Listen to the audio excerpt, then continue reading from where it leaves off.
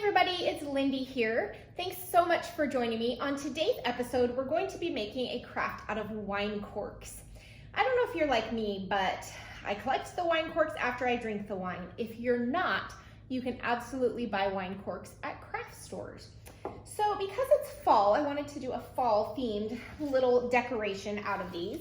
You're going to need 25 corks. Now I tried to get corks that were the same height. I'll give you some options if you don't have corks that are all the same height. We're going to be painting the ends orange, and you don't even actually need a paintbrush for this. You can just squirt some paint right onto a plate, dab the end in, and then kind of stamp it off. That way it's not all globby, okay? And you can use any shade of orange that you want or any other color. So we're gonna do that to all of the wine corks except one, and actually I have a half a cork.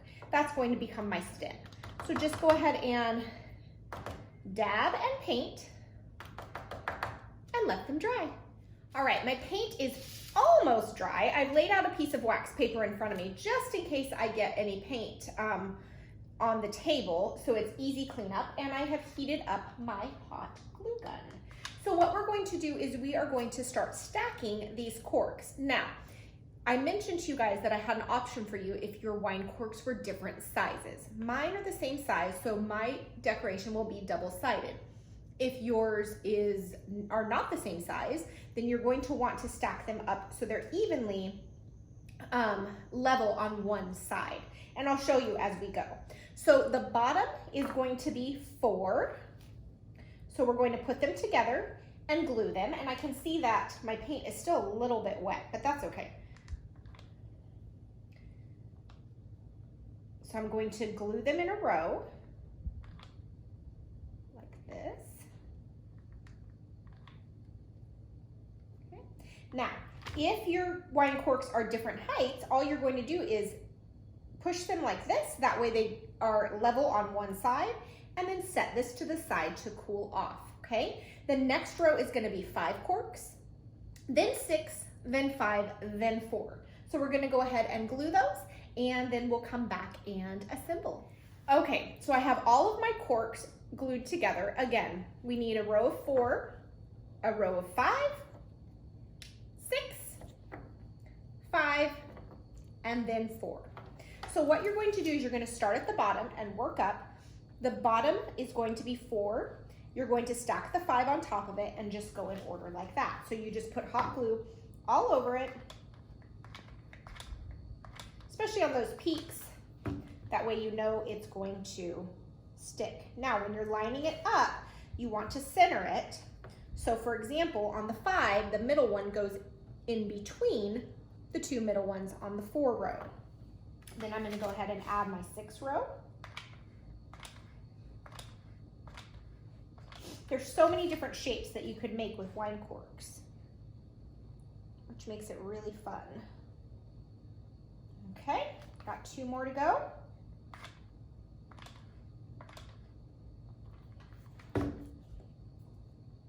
So if your wine corks are not the same length, then you're going to want to make sure as you're stacking them again that they're all level on one end.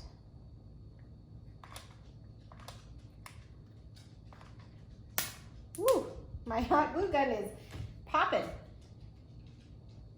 Okay, so here we have our little pumpkin. Now we need to add the stem.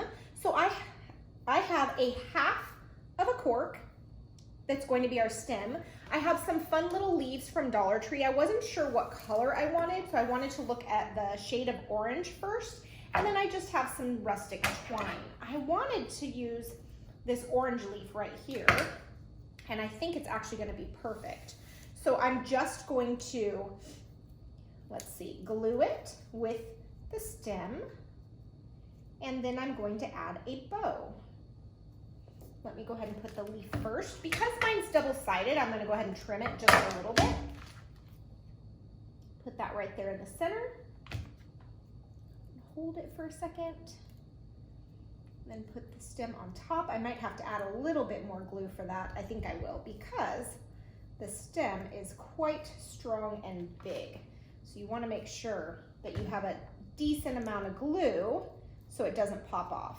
Let me get that leaf nice and cooled off before I add the stem. I'm going to put quite a bit of glue for under the stem because it's right on that crease. Now you don't even have to add the twine. It's super cute without the twine, but I think that it will add a little bit of character to it.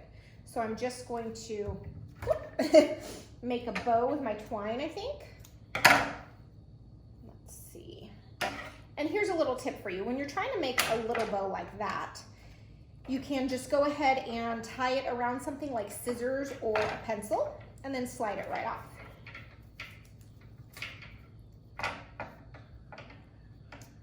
Let's see, we want our bow to be even. So I'm going to go the old-fashioned bunny ears. That way both of the loops are on one side and the tails are on the other side. This twine is a little bit finicky because it's so thick. So you can play around with it just a little bit, but I think that's really cute, and I'm going to add it to the front of my stem. There we go. Super cute. So thank you so much for joining me today. Oops, I have one right here that I need to add a little bit more glue to. Thanks so much for joining me today. I hope you guys enjoyed this. Be sure to hit that subscribe button. That way you're notified when we upload new videos. We'll see you next time. Bye.